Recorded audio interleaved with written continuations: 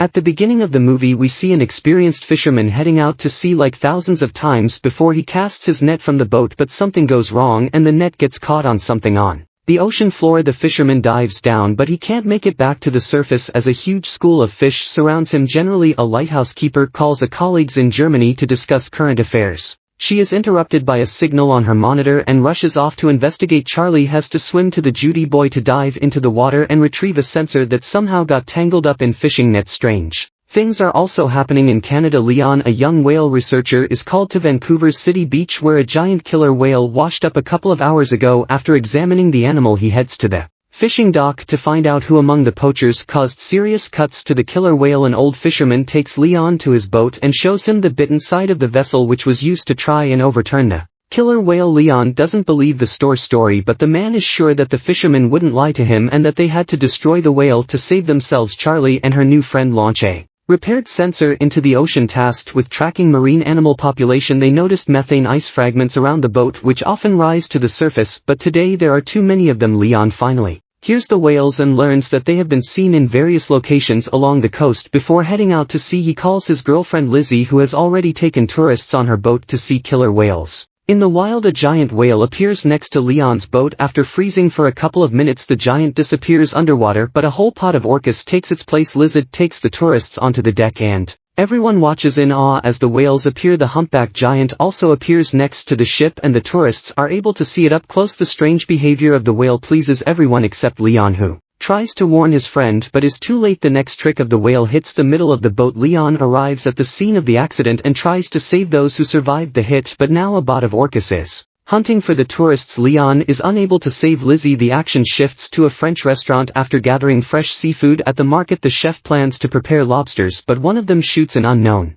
liquid into the man's face. After wiping his face the chef continues working, but by evening he and two other cooks begin to feel ill. The chef passes away that same evening and the two young cooks are taken to the ICU waiting for the test results to determine what happened. At the same time a Norwegian ship in the sea lowers the camera to study an unusual phenomenon, an invasion of ice worms. A few specimens are brought to the surface for study and the scientist finds a new peculiarity. These creatures have jaws and reproduce several times faster. A commission is formed and everyone agrees that they have discovered a new species of worms and bacteria. Leon talks to the owner of a fishing boat who was also a witness to the humpback whales attacking other boats the day before. In addition, Leon has shown another anomaly. The bottom of the ship that returned from the sea is covered with a thick layer of mollusks which has never been seen before. A group of scientists launches a sampler onto the sea floor to check the soil where worms were found. But due to a methane leak an explosion occurs. The ship manages to survive, but the team is greatly frightened. The scientists are not only scared of the mistake during the operation but also the results of the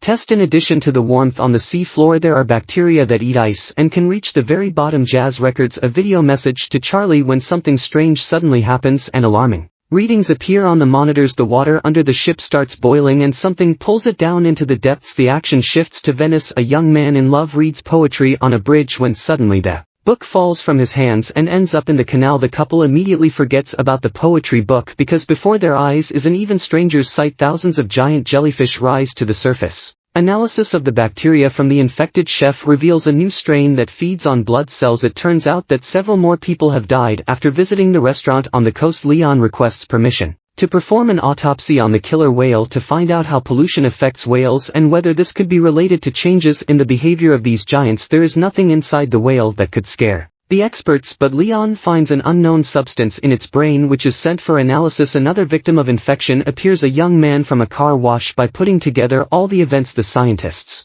understand that the bacteria spread from the restaurant through the water supply system. Leon is informed of new cases of whale attacks. Looking at the map the guy finds a pattern. All the changes occur with the whales during migration. To verify his suspicions the guy sails to the place where the whales are resting during their sleep. The dive almost ends in tragedy, but Leon manages to install a camera on one of the whales and get out. Cigar finds out that the Japanese have also found the worms, but they are not in a hurry to report it to the world. Recordings from the cameras are checked in 2 laboratories at once. Leon's footage shows that the whale pod descended to the very bottom where they were met with strange glowing. Far from the events a new incident occurs on the coast. Hordes of crabs crawl out onto the streets of a small village. Another shot of the seabed finally lifts the veil of mystery. It turns out that one of the oil and gas companies was drilling ice in a forbidden place and damaged the seabed for several kilometers. Leon has to sneak through a fence to get to the guarded port area to collect a few more mussels for analysis from the ship, but he is caught by security and arrested in the morning. Mr. Sato, the Japanese owner of the ship, contacts Leon. He asked the guy not to trespass on his territory in this way again, but promises to provide access to all materials for study. Charlie only now receives the message recorded by Jess a few minutes before the tragedy. When the emotions subside, the girl manages to notice some peculiarities on the recording. For example, a glow behind the porthole. Crabs are being delivered to the laboratory, which have started to emerge on the surface in different parts of the world. As expected, they too are filled with a strange substance that absorbs blood cells at an incredible speed. Charlie is reviewing the video, repeatedly not understanding what else is wrong with it. Finally, the girl's hearing catches a sound that is very similar to the sound from the deep sea recording. The girl contacts the laboratory and shows them a part of the recording that caught her attention, but her stern boss Katerina rejects all the scientists' ideas, considering the sound on different recordings to be just random noise. She orders Charlie to finish up the work and shut down the station for the winter without coming up with incredible theories, but after cooling down and carefully considering Charlie's words, Katerina still decides to test this hypothesis, and the helicopter with a group of scientists and a deep water device arrives on the island. The device is delivered to the island by Cigar, and after handing it over to Charlie he's about to leave, but at the same time emergency messages come to the scientists on the mainland. They are only able to reach Cigar and inform him that a terrifying tsunami is approaching the coast. Those who see it with their own eyes realize that there is no chance of survival. Cigar manages to warn Charlie and they leave. At the conference, scientists give a report that the discovered bacteria intentionally infect humans and soon everyone will have to flee far away from water sources. Leon tries to warn his fishermen friends about this, but none of them are ready to live on land, choosing to die in their familiar environment. Raheem meets Leon at the institute to participate in a scientific conference. The best minds gather to discuss what is happening, and most agree that there is some force at work that wants to drive people out of the ocean. Only Katerina is against everyone else. She refuses to abandon the knowledge and convictions gained through years of experience, so she orders the group to seek a logical explanation based on science despite objections from their mentor. The group of scientists presents their theory to the public, convincing the government that marine inhabitants infected with bacteria are intentionally attacking humans. They even give the new intelligence a name. They are, however, such a version only elicits irony from top officials, who also suggest finding more scientific solutions to the problem than negotiating with an unknown intelligence. Astrophysicist Samantha Grove come to the scientists' aid. Unlike politicians, she carefully studied the report and agrees that the strange sound on different recordings says all the characteristics of an unfamiliar world language. In addition, her team managed to capture the exact same signal from Antarctica. Another influential person, Japanese Mifuno, also believes in Cigar's theory and agrees to finance his venture, sure hoping it will help to save the world. Cigar assembles the team and informs them of the start of the mission. He suggests everyone think carefully and assess the risks, and those willing to go all the way will be waiting for an expedition to the Arctic in 48 hours. The scientists go home to say goodbye to their loved ones and warn them of their departure. The relatives of many try to persuade them to stay, but everyone understands that this is their last chance to fix something. According to scientists' calculations, the largest accumulation of intelligent bacteria is located in one of the valleys in Antarctica where they could have lived for millions of years prior. The company is preparing to establish contact, and everyone is playing their role while giving interviews to a young journalist. Finally, the equipment on this ship starts buzzing with interference, and the scientists prepare to capture a signal from the mysterious organism. Sarah, Mifuno's assistant, sits down next to Leon at the table and confesses to him that she would have never believed in their theory if it weren't for her boss, who has proven over many years that his intuition never fails. Samantha is devising a plan. She intends to add a sound of a human child scream to the organism's audio signal and return the recording to the intelligence to show that they are ready to communicate. Charlie asks a colleague to take her with him in the diving apparatus to the bottom. The ship drops anchor, and the scientists begin transmitting the sound message. Meanwhile, the daring couple gets into the capsule and prepares to dive to the depth. The whole team is eagerly awaiting any reaction, and finally a movement appears on the radar and the sensors pick up a sound signal. The team from the capsule tries to contact the captain's bridge to report that their fans are malfunctioning and they are running out of oxygen. But communication is not working. The chief pilot Luther is ready to return, but Charlie notices a movement and turns off the lights, waiting to see what happens next on the ship. They also notice something approaching. Cigar insists that the captain recalled the submarine, but they can't reach the crew group. Luther doesn't want to risk anymore, and he lifts the boat on the ship. A hatch opens to receive the capsule into a special compartment. Charlie notices a strange glow appearing around them at that moment, but she doesn't tell anyone about it. Meanwhile, Samantha reports that they have managed to establish contact. The sound signal has returned and the child's cry has been altered as a sign that the bacteria understood the message from humans. Dr. Chase is looking for a way to cure those who have already been infected by the bacteria. Luther tells the journalist that he saw nothing at the depth and everything Charlie saw was probably a figment of her imagination, just like the whole idea of intelligence. Nevertheless, Samantha tries to decipher the ER messages to assemble them into a response signal that the intelligence will understand. While staying in the compartment with the capsule, the journalist notices a glow in the pool. The lights on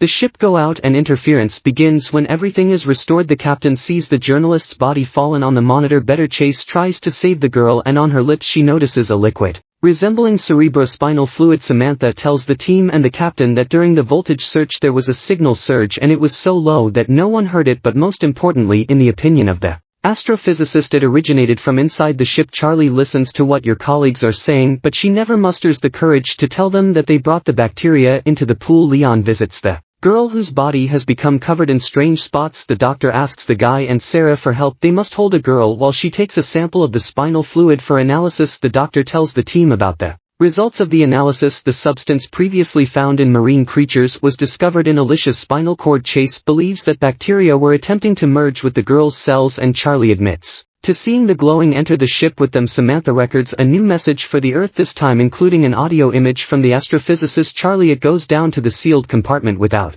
permission and the pool starts glowing again, creating unusual shapes with the light. At that moment, Samantha receives a response message from the entity which also contains an image. Mr. Mifune helicopter lands on the ship as he wants to be present for the opening. Secker shows him the recording from the pool cameras and the image sent in response to Samantha's message. According to the astrophysicist, they have an image of the super ocean that's surrounded as supercontinent millions of years ago. According to the scientists, the ER reminded them that they are and will be on Earth much longer than humans, and all they want is for the oceans to be left alone and not destroyed. But there is good news, since the entity is responding to messages, the team has a chance to negotiate and reach a ceasefire. In the meantime, Chase devises a drug that can destroy bacteria that consume blood cells. This news creates disagreement within the team. Mifune plans to test the substance in the pool, and if it works, completely destroy the ER. Sigart disagrees with this, at least until they confirm that they cannot negotiate with the ER. Chase tries to take the middle ground and suggests trying the drug in the pool, but not rushing to launch it into the open ocean. Everyone gathers to watch the experiment. Chase launches the drug into the water, which immediately begins to rise, emitting a terrible scream that shatters the glass. The captain is informed that nothing is working on the